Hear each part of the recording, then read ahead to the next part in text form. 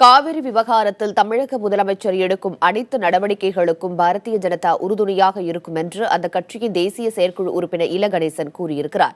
தேனியில் செய்தியாளர்களிடம் பேசிய அவர், காவிரி தொடர்பாக கட்சித் தலைவர் அமித்ஷா மற்றும் பிரதமர் நரேந்திர மோடி தெரிவிக்கும் கருத்துக்களே பாரதிய ஜனதாவின் கருத்து என்றும் விளக்கமளித்திருக்கிறார். 4 வாரங்களுக்குள் மத்திய அரசாங்கம் இந்த காவேரி ஆணையம் நீரை மேலாண்மை வாரியத்தை நியமிக்க வேண்டும் என்று மத்திய அரசாங்கத்திற்கு தந்திருக்கிற குறிப்பு, அதுவும் நாங்கள் வரவேற்கின்றோம். மத்திய அரசாங்கம் இது குறித்து பரிசீலனை செய்ய வேண்டும் என்று விரும்புகின்றோம். ஒரு கால் கர்நாடகமே முன்வந்து நீதிமன்றத்திலே போய் மேல்முறையீடு அல்லது உச்சநீதிமன்றத்தின் தீர்ப்புக்காக மறு ஆய்வு என்பதற்கான மனு கொடுத்து வழக்கு தாமதமானால் ஒழிய மத்திய அரசாங்கம் நிச்சயமாக இதை பரிசீலிக்கும்.